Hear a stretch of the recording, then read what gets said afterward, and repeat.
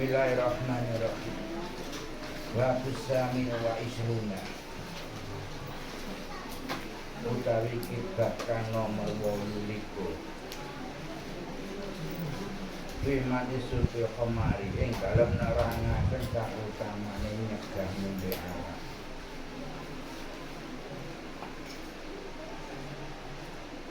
Kala dawuh sapa Nabi Kanjeng Nabi sallallahu alaihi wasallam. Man utawi sapane wong. Man utawi sapane wong iku sariba ngombe sapa man. Iku sariba ngombe sapa man alkomo ing arak. Fit dunya ing dalem dunya. Fit dunya ing dalem dunya. Lam yasroba mongko ora ngombe ing man. La yasroba kang ora ngombe sapa man ha ing khamr.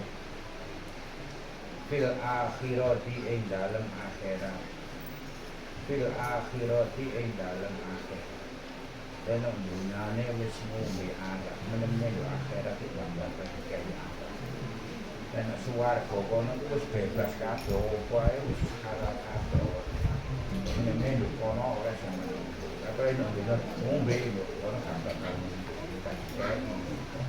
wa qala lan dawuh sapa Nabi Kanjeng Nabi sallallahu alaihi wasallam. Man utawi sapane wong. Man utawi sapane wong iku sariba ngombe sapa man. Man utawi sapane wong iku iku sariba ngombe sapa man alhamdu ing arak. Mumasyian ing dalem waktu sore. Mumasyian ing dalem waktu sore. Asbaha mongko isu-isuan sapa man. Asbaha mongko isu-isuan sapa man iku musyrikun musyrik. Iku musyrikun musyrik. Lek ngombene sore isu-isu kuwi mari subuh dadi wong musyrik. Waman utawi sapane wong. Waman utawi sapane wong iku sariba ngombe sapa man. Iku sariba ngombe sapa man ha ing khamr. Muskan ing dalem waktu isu. Masa mongko sorene ing man iku musyrikun musyrik. Lek ngombene isu sorene dadi wong musyrik. Wa qala lan dawuh sapa Nabi Kanjeng Nabi sallallahu alaihi wasallam. Al-khamru utawi arak. Al-khamru utawi arak iku umul habaisi. Pokoke pira-pira dosa. Iku umul habaisi pokoke pira-pira dosa, pokoke pira-pira dosa. Paman mongko utawi sapane wong. Paman mongko utawi sapane wong iku sariba ngombe sapa man. Iku sariba ngombe sapa man ha ing khamr. Lam tukbal mongko ora den trima. Lam tukbal mongko ora den trima apa salatuhu salate man. Apa salatuhu salate man. Salate gak diterima lek nalikane sampeyan ngombe anak. Ora waktu ngombe tok ping pira arba'ina ing mangsa 40. Arba'ina ing 40 apane yauman dinane. Dadi ngombe pisan ngene 40 dina salate sampeyan gak diterima. Dadi ngombe esuk ngene sampeyan sore dadi wong musyrik. Lah musyrik gak diterima salate suwene 40 dina. 40 dina sawi. Poso ngene 30 dina ngene wis masak-masak. 40 dina salat tok tapi salate gak keterima sebab tau ngombe. Fa'in mata mongko lamun mati sapa man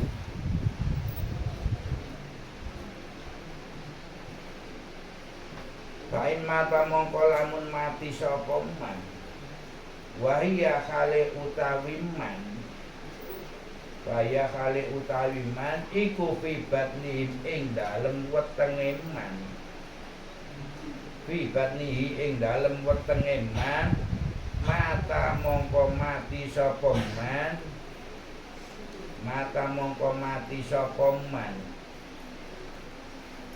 mitatal jahiliyatin kelawan mati golongane jahiliyah kafir tapi kafir sing jahiliyah tapi sak jerone 40 dina iku kok mati sampean kebuku golongane wong jahiliyah kafir tapi kafir jahiliyah apa maneh mati sak nalika suwene 40 dina iku salate sampean gak diterima padha karo jahiliyah padha karo kafir lan mati sak nalika ya tambah kafir jahiliyah wis abot sampean padha karo kealing-alingan swarga di sampean kok kealing-alingan sing ketok mek neraka tok ngombe yo ngono apa sing dirasakno apa sing gawe sing dituduh apa kate ngombe yo banyu api yo padha ae sing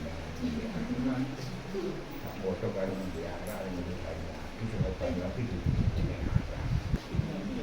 kawan sing propol itu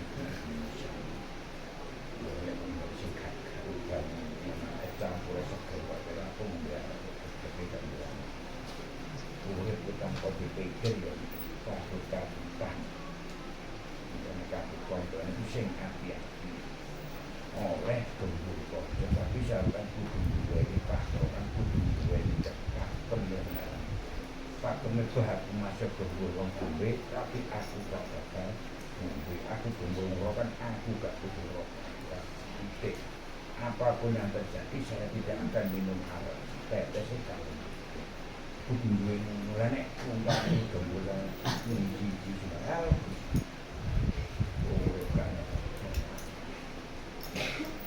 kan jadi patokan kan jadi pakem memang waqala lan dawuh sapa nabi kan Nabi sallallahu alaihi wasallam al-khamru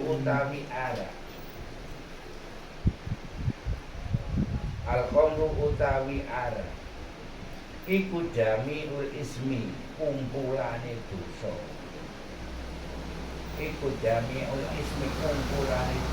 arak itu bukan kumpulane dosa dadi ngumpul dadi dosa wa qala lan dawuh sapa nabi kanjeng Nabi sallallahu alaihi wasallam saribul khamri utawi wong kang ngombe arak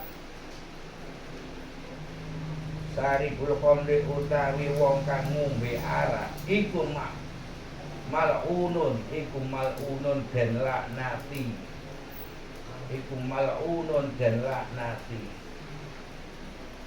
wong ngombe arak iku karo pangeran wis dilaknat ditulis kan dilebokno golongane wong kafir jahiliyah itu ditulis sampai pangeran kumpulane dosa cilik sampai dosa paling gede yo dadi situ namanya komer kuwi asale kadang ngombe komer kuwi liyan ilang kabeh akal ilang kabeh ana kumpulane dosa cilik sampai dosa gede kumpul sapa sing gelem sing ngombe arak ngono yo bakal itu laknat pangeran. Lah wis pangeran bendu mbek sampean wis kate lapo. Wong sing duwe iki pangeran kan. Kon dicipta lalu karo bakal pangeran. Makane ojo sampai lu kena laknat pangeran. Lah kena laknat pangeran urip gak bakal iso enak mesti iso gak laknat. Maksud dikira jadi kurang, jadi upel sih gak iso, awak itu ngerasa enak aja nih gak iso. Tapi wis dilaknat karo wa qala lan dawuh sapa nabi kanjeng Nabi sallallahu alaihi wasallam syaribul khamri utawi ngombe arak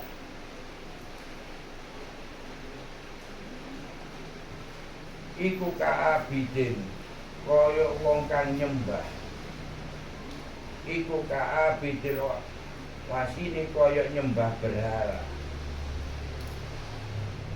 wasarikul khamri utawi wong kang ngombe arak iku kaabidil alata kaya nyembah berhala wa uzzalan uzza ya bangsane berhala ya sembuh dan limbo apa itu nyembah toku nyembah apa kowe wong ngombe arak iku padha karo sampeyan iku nyembah berhala berhala sak sebangsane berhala iku sak liyane pangeran kata nyembah putu kan sembuh itu sebangsane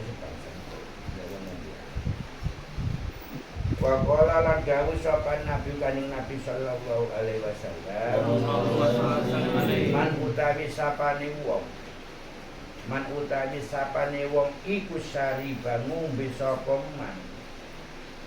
man utawi sapane wong iku sariba ngombe sapa man al-khamru ing arak fakot kafaro fakot kafaroma buka lagi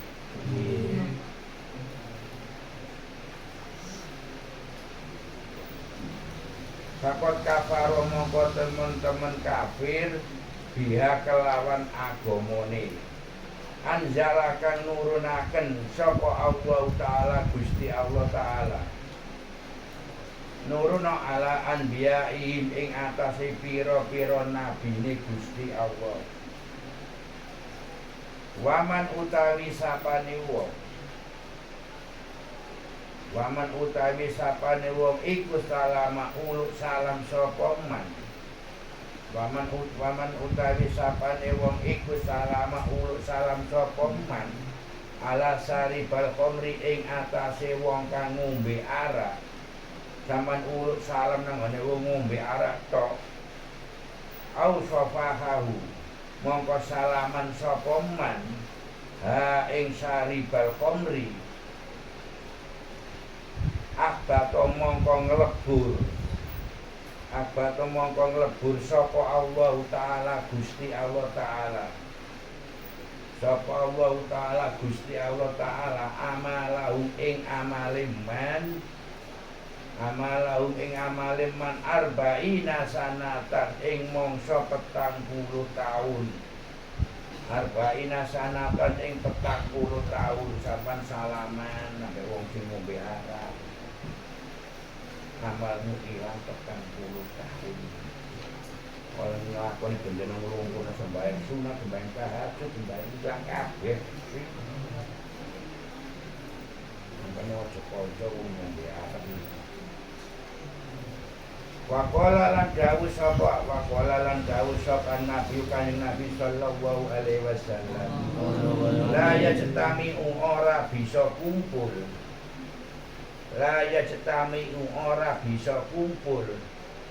apa al-khamru arak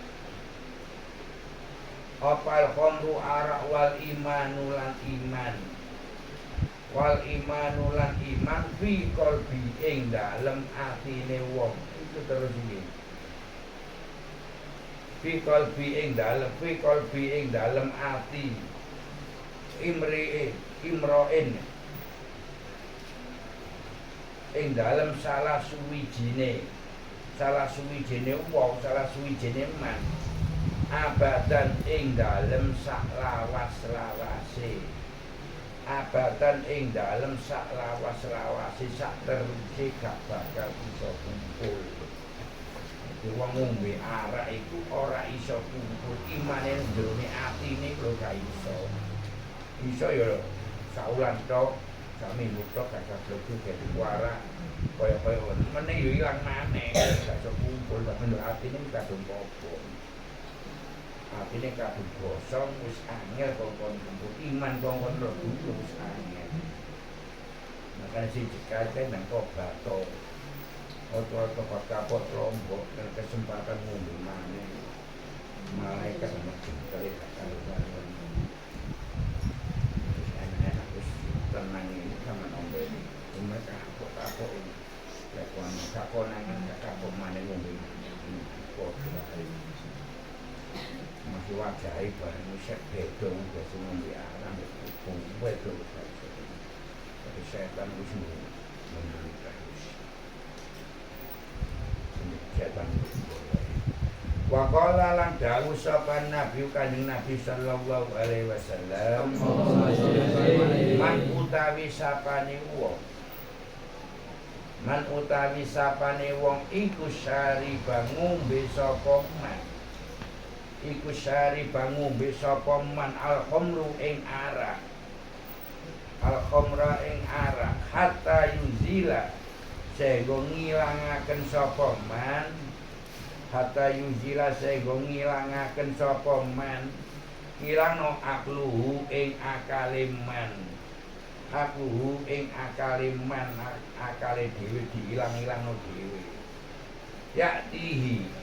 yakti mongko nekani hu ing man yakti mongko nekani hu ing man sapa syaitonun setan sapa syaitonun setan dadi akale wis ilang wong ngombe arek iku akale ilang mesti setan bakal nekani sampeyan mesti bakal teko nang sampeyan pokoknya wong ngombe arak setan teko senenge gak karuan terus ketok bacaane setan enek wong ngombe arak setan doa pun pindhane saking seneng kabeh wis jelas itu loro sampe zaman jelas ya ben wong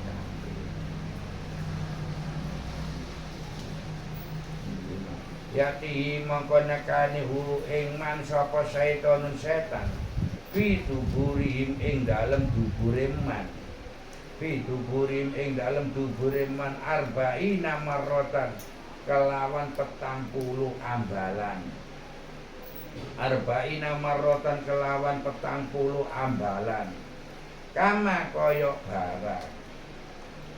kaya barang yakti kang nekani yakti kang nekani marotan kelawan ambal kama kaya barang yakti kang nekani sapa rajulun wong lanang imro'atuhu ing bojo wadone rajul imro'atuhu ing bojo wadone rajul dadi sampeyan ngombe arak iku wis dianggep sampeyan iku bojone setan dadi wis teko nang sampeyan wis biasa wis ngene kaya bojone kaya wong lanang teko nang bojone yo biasa ya wis. Gak enek curiga-curiga setan kok blang-blang wis mesti untuk panggonan.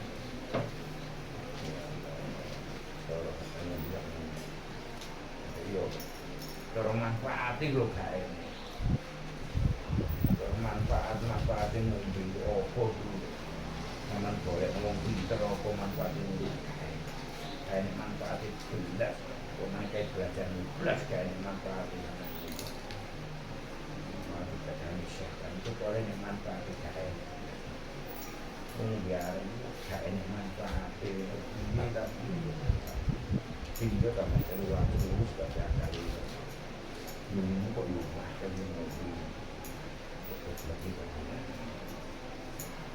pikiran padahal cara ngerti no ancamane pangeran sing gak karo karo gila nanti wis jelas di dalam mana-mana sampai nanggone bulan itu oke ini samane malaikat ngumpul bawa es teh tapi sama nunggu udah diterima rotor kabel terus segeri dia kan es campur yang ngono kaya ngombe pertus ini menisan banyu aki teh kabeh gak lucu gak ngetor-ngetor motor mengenai ngombe ngono golekno banyu aki ngombe ngono banyu aki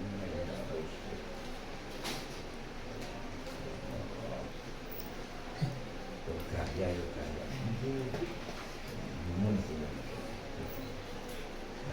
pikir Waqala lan dawuh sapa nabi kanjeng Nabi sallallahu alaihi wasallam lan nglaknati. Tuh ngene pinjimane pangeran.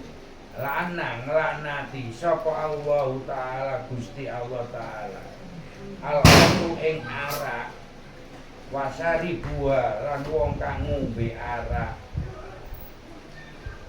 wasaki lan wong kang ngesokaken arak ngesokno tok kanca yo disokno steler kanca ngesokno tok itu termasuk itu lanate pangeran wabai aha lan wong kang dodol arak wa mutta'aha lan wong kang tuku arak wa asiruha lan wong kang meres arak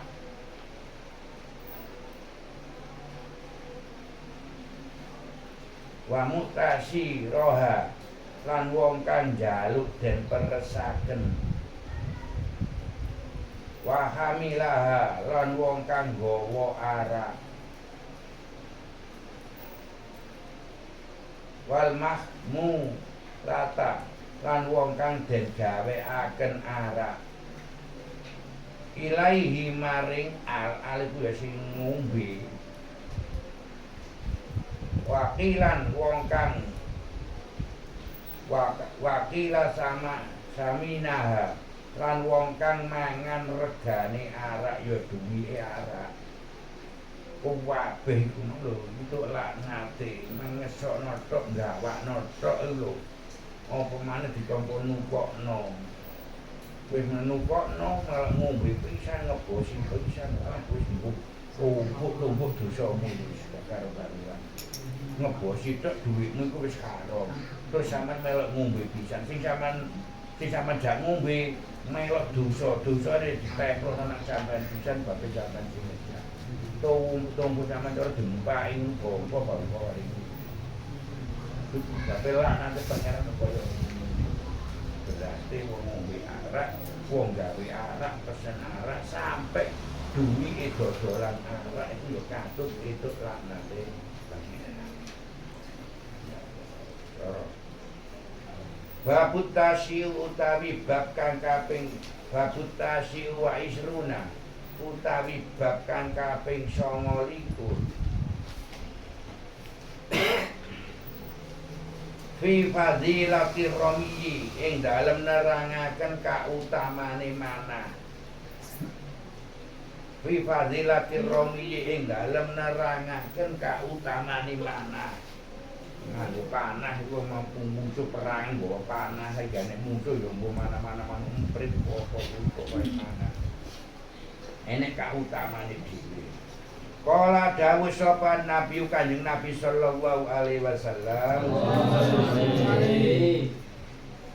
man utawi sapane wong man utawi sapane wong iku Roma ngeculaken sapa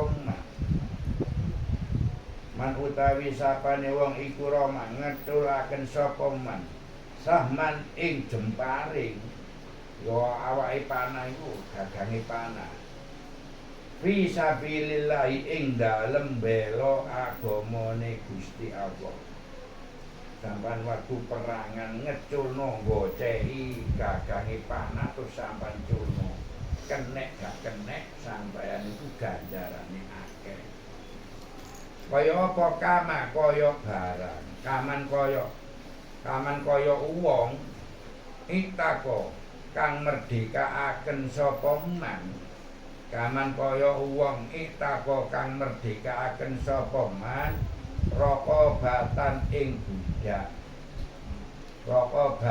ing budak dadi ganjarane padha karo merdekano budak ku manah tok kena musuh bukan kena musuh waqala lan dawuh sapa Nabi Kanjeng Nabi sallallahu alaihi wasallam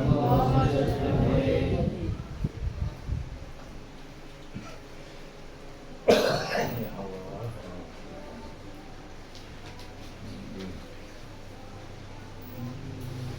alimu padha muru ana sapa sira kabeh ngulangi ya muru ki ya kena alimu padha muru ana sapa sira kabeh to mulang ana sapa sira kabeh auladakum ing anak sira kabeh auladakum ing anak sira kabeh sibahatan ing ngelangi lengarane ngelangi sibahatan ing ngelangi waromiyin lan mana bisa min kelawan jemparing wong mulangi ngelangi utawa saban ulangi mana ngocehi jemparing wal mar'atulan ing wong wadon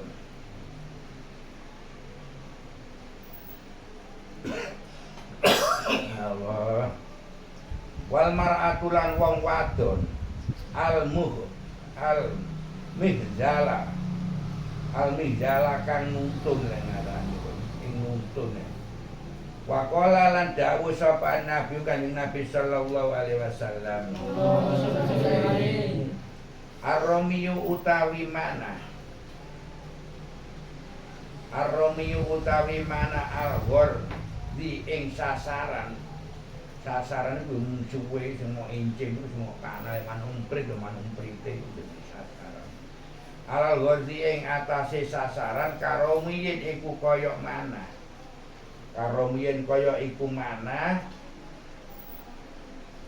ala jahadin ing atase perang wa qala lan dawuh sapa nabi kanjeng Nabi sallallahu alaihi wasallam man utawi sapane wong iku yarudu balekaken man utawi sapane wong iku yarudu balekaken apa sahmun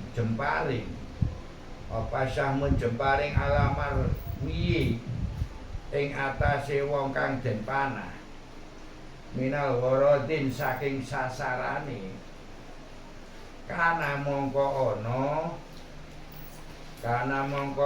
iku lau keduwene man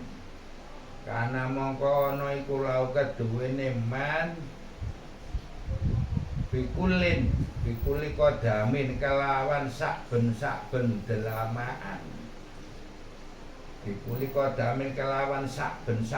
delamaan ajrun utawi ganjaran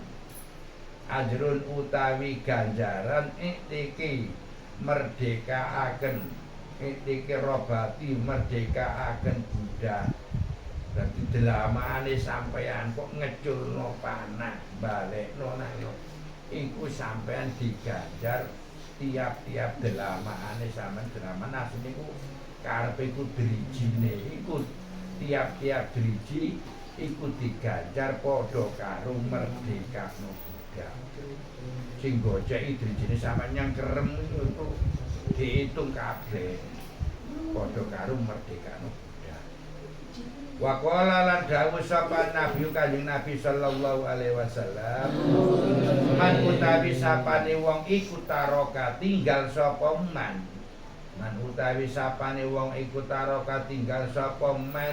aromiyun ing mana ba'da ta'alumin ing dalem sakwise belajar sampeyan wis biasa belajar mana wis iso kok ninggalno fakot taroka mongko temen-temen tinggal sapa man as-sunnata ing tidak lampahe Kanjeng Nabi utawa maknane sunat yo apa-apa. Dadi sampeyan wis belajar wis iso kok ninggalno wis gak wis ngopo manah ngono ae kok. Sampeyan iku mau meneh enak mancing ae itu liwat. Oh sampeyan iku wis ngilangi kesunatane sampeyan. Dadi wong manah iku ganjarane gede kok kalau merdeka. Ya, tapi lek ninggalno ya sampeyan ngilangi kesunatane sampeyan. Sunatan ing sunat min sunnati tetep saking pira-pira sunah ingsun. Min sunati kang tetep saking pira-pira sunah ingsun. Sunah Kanjeng Nabi dilakoni kanjeng. Kuninggal. Waqala lan dawuh sapa Nabi Kanjeng Nabi sallallahu alaihi wasallam. Man utawi sapane wong alama ngalani belajari sapa man alama mulangi ya kena belajari ya kena sapa man roma ing mana sumataroka mongko nuli tinggal sapa man sumataroka mari dipelajari ada ninggalno balaisa mongko ora ana iku minna saking golongan ingsun itu golongane Kanjeng Nabi ini menika ketok enek wong nggawa gendera iki golongane Kanjeng Nabi nglumpuk sampean gak iso nyidek dhewe sebab apa sampean wis metu teko golongane Kanjeng Nabi sebab sampean ninggalno mana wis iso wis belajar ditinggalno padha karo ninggalno kesunatane Kanjeng Nabi. Wa qala lan dawuh sapa Nabi Kanjeng Nabi sallallahu alaihi wasallam. Man utawi sapane wong iku taroka tinggal sapa man. Man utawi sapane wong iku taroka tinggal sapa man aromia ing mana. Fal taroktam. Mongko becik manau sapa man. Wa qala lan dawuh. Kok ninggal panan Wakola lan dawuh sapa Nabi Kanjeng Nabi sallallahu alaihi wasallam. Man utawi sapane wong iku ta'alama belajar sapa man. Man utawi sapane wong iku ta'alama belajar sapa man aromia ing mana. Aromia ing mana sumataroka mongko nuli tinggal sapa man. Sumataroka mongko nuli tinggal sapa man. Fakot asobani mongko temen-temen maksiat sapa mani ing ingsun. Bapak asobani mongko teman-teman maksiat sapa man ni ing ingsun sampean padha karo maksiat nang Kanjeng Nabi. Wa qala lan dawuh sapa Nabi Kanjeng Nabi sallallahu alaihi wasallam. Man utawi sapane wong romia mana sapa man bisa min kelawan jemparing. Man utawi sapane wong iku romia mana sapa man pisah min kelawan jemparing fisabilillahi ing dalem bela agamane Gusti Allah. Fisabilillahi ing dalem bela agamane Gusti Allah. Sampeyan kok manah bela agamane Gusti Allah. Asoba mongko ngenani apa syahmun dimang jemparinge mangi Fakta utawa luput itu ya gak ngeneni. Fakta utawa luput apa sahmun bukan nek buka kenek. Kana mongko ono iku lahu keduwene man. Kana mongko ono iku lahu keduwene man ajrun utawi ganjaran. Ajrun utawi ganjaran itikin merdekaaken roko batin budak. Ya Allah, kebetulan. Wa qala lan dawuh sapa Nabi Kanjeng Nabi sallallahu alaihi wasallam. Ta'lamu belajar sapa sira kabeh. Ta'lamu belajar sapa sira kabeh romiyin ing mana? Aromiyin ing mana? Fa inna mongko setuhune Fa inama mongko setuhune barang. Fa inama mongko setuhune barang. Bainal hadza. Baina ing tetep ing dalem antarane. Bainal hadza. Kaini ing dalem antarane sasaran loro. Iku radhatun utawi sijine panah.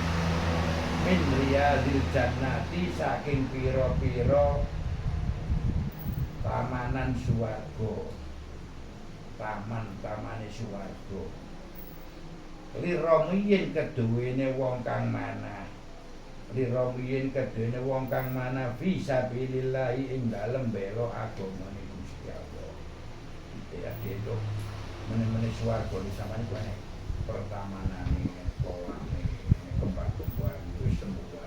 Iku pertamanane swarga. Panas itu bisa mana itu tambah itu taman itu yang suka. Babu salah sunah utawi bab kang kaping 30. fi fadilatil birrul walidaini ing dalem nerangaken kautamane mbagusi wong tuwa loro. Fi fadilatil birrul walidaini ing dalem nerangaken kautamane mbagusi wong tuwa lorone sampeyan. Kala dawuh sapa Nabi Kanjeng Nabi sallallahu alaihi wasallam, ridho Rabbi utawi ridhone pangeran utawa ridhone Gusti Allah. Ridho Rabbi utawi ridhone pangeran utawa ridhone Gusti Allah. Iku fi ridhol walidaini tetep ing dalem ridhone wong tuwa lorone sampeyan. Wong tuwa lorone man. Dadi Gusti Allah ku nomor loro. Lek wong tuwane sampean ngridani Gusti Allah ya bakal ngridani.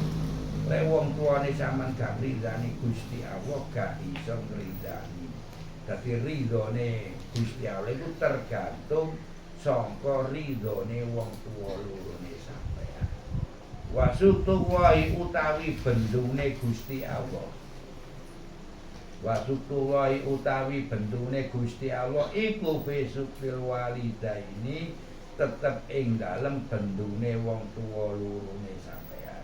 Wong tuwa lorone man. Tapi Gusti Allah bendu lek wong tuwane sampeyan yo. Makane wong tuwa sampeyan nangis pengiran melo nangis rasakno ndablekmu. Melo nangis melo bendu. Makanya abot dadi wong tuwa iki. Wong tuwa muring-muring karo sampeyan. Gusti Allah melok muring-muring sampeyan. Wong tuwa kongkon sabar, kuwi disabar-sabar tak badak. Tak kuat sabare ngomong sak ngomong mesti bakal dituruti karo pengen.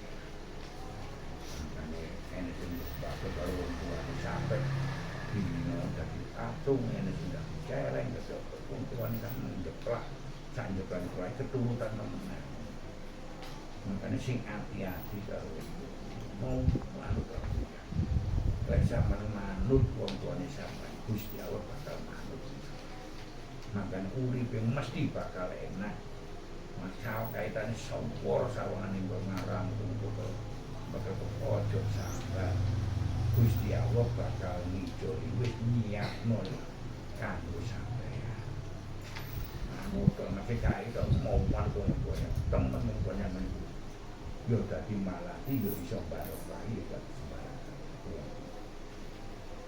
terutama wong tua dan makanya sampai dipadakno koyo-koyo suwarga untuk iso dilamani wong tua di sana saking itu suwarga iso sikile saking dhuwure wong tua di sana sampeyan masih salat kaya apa sedekah kaya apa lek wong tuane sampeyan kok gak nrimano yo tetep gak penek apa-apa iso karo nah sampeyan sedekah karo wong bro-bro sak bakal wong tuane sampeyan golek larang wong tuane sampeyan atine nang ya Allah anakku rek kalau wong tua di sini kalau ini sampai di dalam wong tua yang berkuasa sama kekeraman kakak sampai ucapan gus tekan wong tua apa malahnya mbak ini gus tekan artinya wong tua langsung mesti kakak makanya rumah menengok tapi pada sampai teman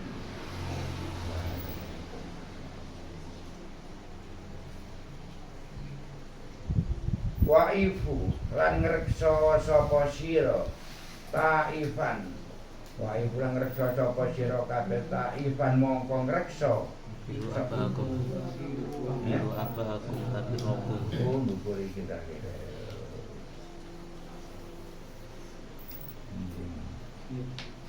Waqala lan dawuh sapa Nabi Kanjeng Nabi sallallahu alaihi wasallam birul aba hukum utawi satrune sira kabeh abakum ing bapak sira kabeh tabarakum mongko bagusana sapa sira kabeh tabarakum mongko bagusana sapa sira kabeh an abna hukum ing bapak sira kabeh waifu lan reksa sapa sira kabeh taifu mongko den reksa sapa nisa hukum pira-pira bojo sira kabeh kowe sampean gelem bagusi wong tuane sampean bapak sampean sampean meneh bakal dibagusi enek bagusane enek sing jaga enek sing reksa tapi lek sampean iku kaya wong tuwa lanang wedok padha tapi luwih abot nang wis kok lairno totoane mati lah wong tuwa kareng golek bondo pira buruane dukun bayung desa ae 500.000 wong tuwa lanang golek ngono sing ngeden ono makane awakmu cowan-cowan karo mbokmu masih senajan karo bapakmu wane gak bapakmu gak nyambut gawe mbokmu gak bathek apa sing mau susu kae nek dipodo karo Waqala lan dawuh sapa Nabi Kanjeng Nabi sallallahu alaihi wasallam man utawi sapane wong asbaha iku asbaha isu-isuan sapa man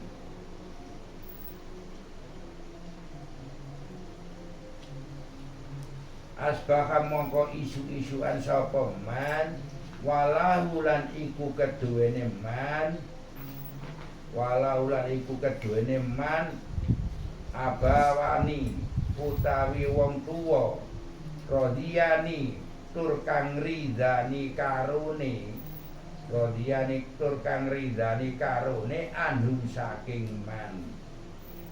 saking man au akhadahuma utawa salah sijine abwani putihan mongko den buka Putihat mongko den buka lahu keduwene man Putihat mongko den buka lahu keduwene man apa abwabul jannati pira-pira lawange swarga apa abwabul jannati pira-pira lawange swarga zaman biyen cilane zaman dipelajari sik mulai dhewe zaman kate buka sekolah CTK kon salim nang wong tuane sampean terus ngridani sampean.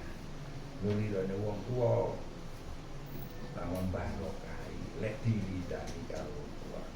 Pokok isu-isuane iku lek iso mari salat subuh dan hati-hati moro nang wong tuane sampean karo. Gaene loro yo salah sijine wong tuwa. Dipahami gak omong-omongan.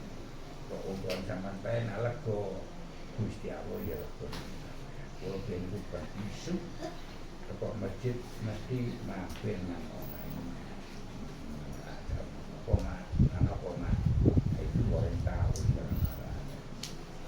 itu wong terjadi itu lah buat boleh lekon wong itu termasuk boleh ribu maupun isu-isu supaya kok buka lawan Waman lan sapane wong masa mlaku sapa man wae mah waman utawi sapane wong iku masa waktu sorene man walau lan iku keduwene man apa-apane utawi lawang loro te rong lawang sakitoni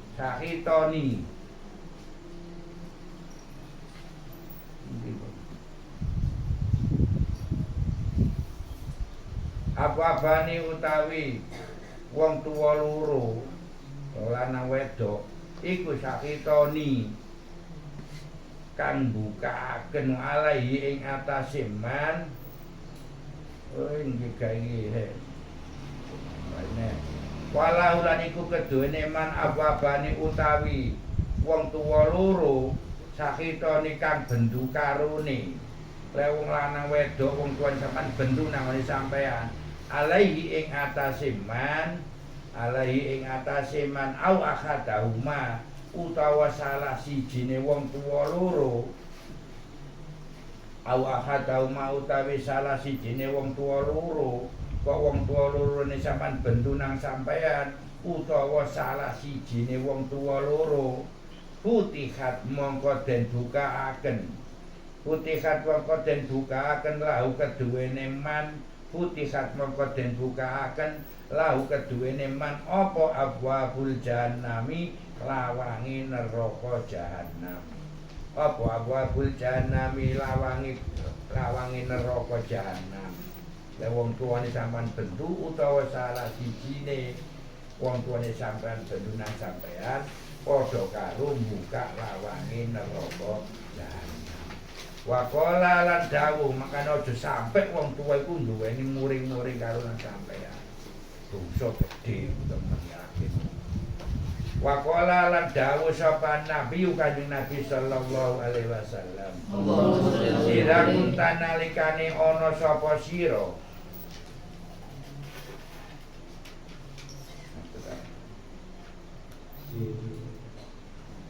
kita mirar jalan ngomong Habis pas di 15. oh berarti dibagi jadi ini kan yang Ida kunta nalikane ana sapa sira iku fis sholati tetep ing dalem salat. Iku fis sholati tetep ing dalem salat. Pada mongko nimbali. Pada mongko nimbali ka ing sira. Pada mongko nimbali ka ing sira gak nimbali ya nyeluk ka ing sira sapa abuka bapak sira sapa abuka bapak sira pas biru mongko jawab sapa sira ing bapak nalikane sama diceluk bapak padahal waktu salat iku lho sama diceluk wong tuane sampean kongkon jawab fainda atka mongko lamun nimbali ka ing sira sapa umuka ibu sira Fajabiha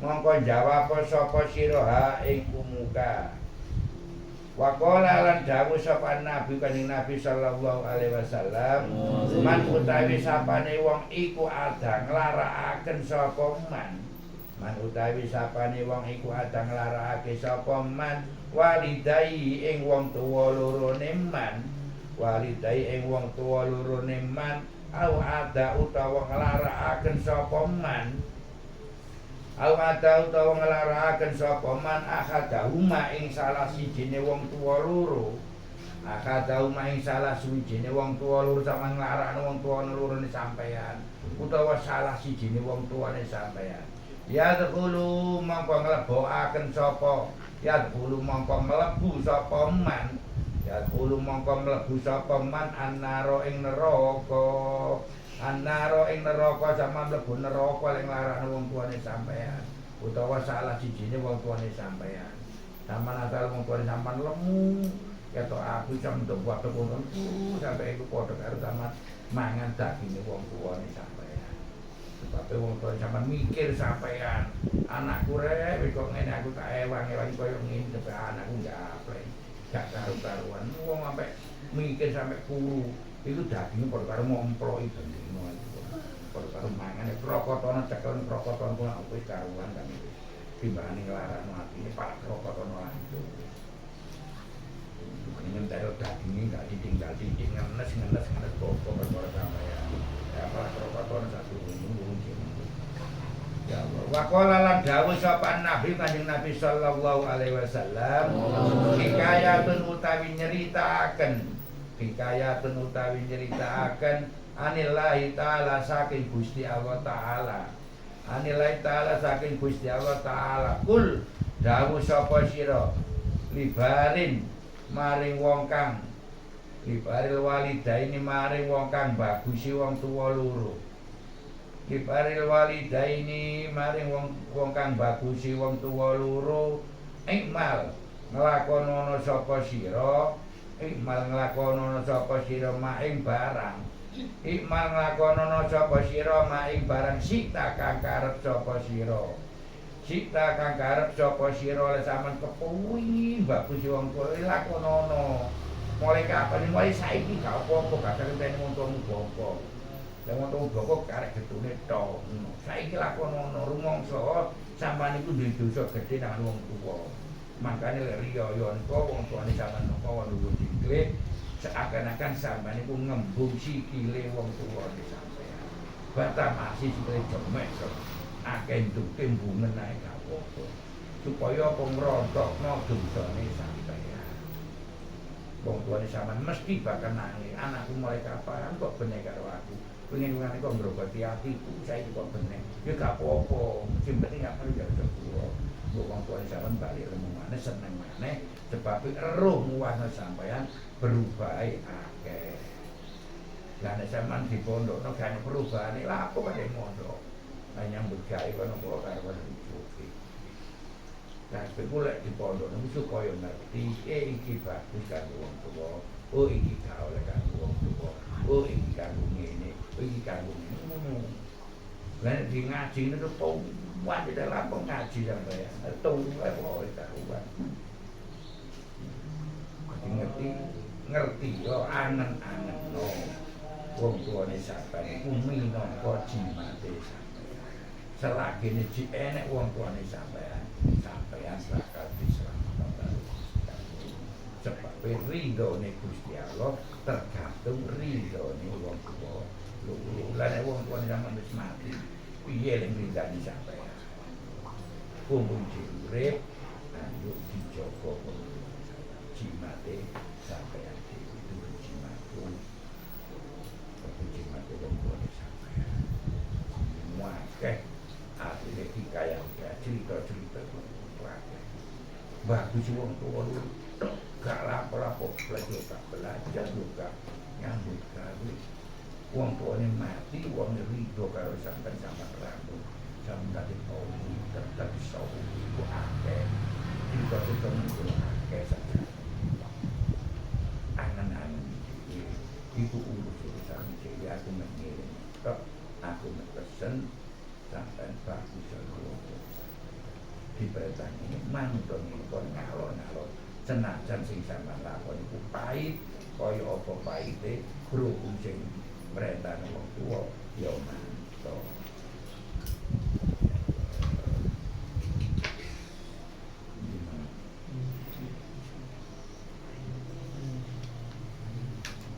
Ikmal Ayo kita waktu itu. Ayo banyak perulakan.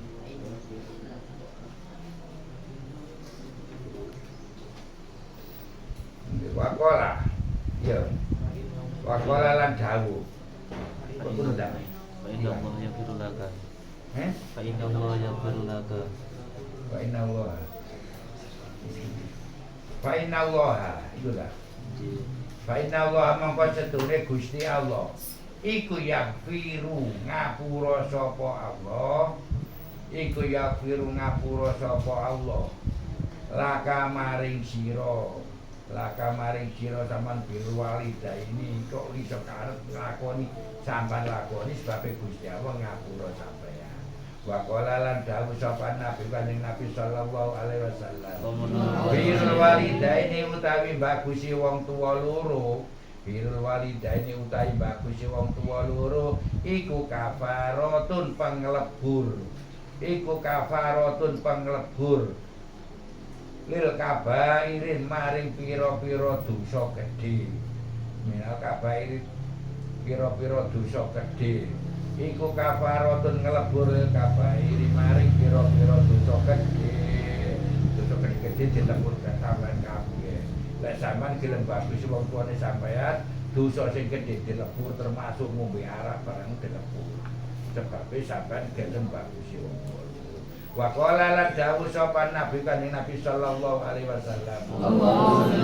Man utawi sapane wong man utawi sapane wong iku wadoa nyeleh utawa ndekek ya kene. Sapa man to aman ing panganan. To aman ing panganan thayyiban kang bagus. Thayyiban kang bagus fi baiti ing dalem omahe man. Fi baiti ing dalem omahe man wa kalahu lan mangan sapa man wa kalahu lan mangan sapa man dzunal walidaini ora gelem wong tuwa lorone. Ya Allah. Dzunal walidaini ndi mang dzunal walidain ora gelem wong tuwa lorone man walidai ing wong tuwane man akramahu mongko ngaling-alingi sapa akramahu mongko ngaling-alingi akramahu mongko ngaling-alingi hu ing man sapa Allah taala Gusti Allah taala sapa Allah taala Gusti Allah taala lazida ta'ami ing enake panganan lazida ta'ami jannati ing enake panganan swarga menemene sampean ditutupi dialing-alingi enake panganan swarga gak iso sampean ngrasakno sebabe sampean mangan nduk omahe sampean niku cara nduk aku mau mangan panganan omongan enak wis prasmanan kabeh wong tuane sampean nduk kidul kuno dae gak mangan beles mangan wak kerupuk upil pisan kaya rasane oh meneh-meneh sampean bakal dialing-alingi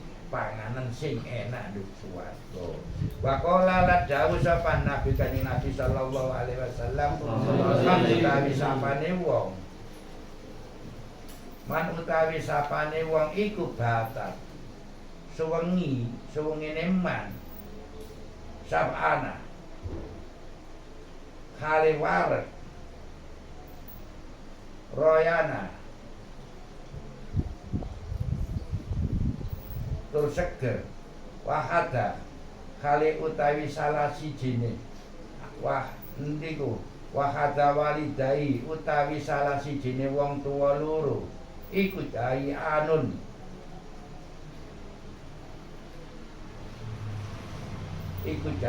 luwe ku ya su au atosa au a tosan utawi ngelak kasarohu mongko ngiring hu ing man kasarohu mongko ngiring hu ing man sapa Allah Gusti Allah dikiring yaumal kiamat ing dalem dina kiamat yaumal kiamat ing dalem dina kiamat jai ana kali luwe waton unalan kali ngelak meneh-meneh lek sampean wong tuane sampean kok sampai keleson kok sampai ngelak meneh-meneh sampean digiring dina kiamat karo Gusti Allah sarana wetenge sampean apa soom mlaku tapi gak iso leren diseret terus ngolak sampai koran wis garing sampai koyo metu genine kowe gak iso leren tetep dikon mau aku terus digiring terus lek wong tuane sampean sampai keleson kok sampai ngelak walam yastahi mongko ora izin sapa orang izin sapa Allah min azabi saking nyiksa man min azabin saking nyiksa man yaumal kiamat ing dalem dina kiamat masene wong tuane sampean wong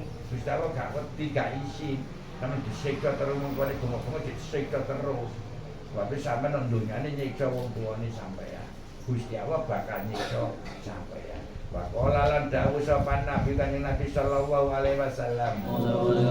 Man utawi sapane wong iku rafa ngangkat sapa man. Man utawi sapane wong iku rafa ngangkat sapa man ya daihi ing tangan lorone man. Ya daihi ing tangan lorone man. Liya driba supaya yen to mukul sapa man. Liya driba supaya yen to mukul sapa man. Ngangkat tangan karepe kate ngampleng kate gepuk akatan ing wong suwiji akatal walidai ing salah suwijine wong tuwa loro akatal walidai ing salah sijine wong tuwa loro ukilat mongko den belenggu ukilat mongko den belenggu ditaleni ya dawu apa ya dawu tangane man apa ya dawu tangane man yaumal kiamat ing dalem dina kiamat yaumal kiamat ing dalem dina kiamat tangan sampean dibelenggu dicancang ila unuki temeka maring gulune man ila unuki maring gulune man tangane dibelenggu cancang nang gulune sampean masrulatan khalik jimpit nek ngarani. Wis ra kali jimpit ya mumpun jimpit ku apa iki. Kali jimpit oleh ngene jimpit ku. Kalu padha matur sapa sahabat. Ya Rasulullah utusanipun Allah. Fa'idzaraba huma mongko upamane mukul sapa man huma ing walidaini lamun sampe ngepuk wong tua loro kala mongko jawab sapa rasul yuktau bakal medhot mutus yo kene medhot yo kene yuktau bakal den putus utawa den pedhot apa ya dahu tangan lorone man kobelaan yajuju yen to sadurunge ngliwat sapa man ala sirati ing atasi wot dadi sadurunge nguwot tangan sampean diketoki kabeh dadi gocekan sampean mesti nyemplunge wong kuat cowi rambute sampean sikil dipitu landhepe kaya silet gul tangane sampean diketok karo ngiwonengen tapi nang donyane tau ngebuk wong tuane sampean muwat gak iso ganti tangan ya kan uli-uli gak sampean uli-uli ya roto karo malaikat saduk pisan sampean ya Allah watadribu kira mak kepulian watadribu lan mukuli hu ing man sapa malaikat ngepuni sampean mek mlaku nang uwat siratan mustaqim sing rambut diganti pitu lho sikile sampean ya pun mek malaikat wong gak digepuk kudu ruto kok men digepuk ya gak mau kepreset mesti nyemplunge makanya wong tua loro tetep aja sampai dilarang senajan ucapan Gus ku karepe meneng aja nyocot ae karepe wong tua loro aja nyocot ae mak ngono gak oleh lah bahasa Arab ku Gus iku maknane aja nyocot ane wong tua cawan Gus kaya PT ae wong tua dikurak asli kabeh ku gak oleh termasuk dosa babul hadis wa salam nabi wa hati waladi wa Allah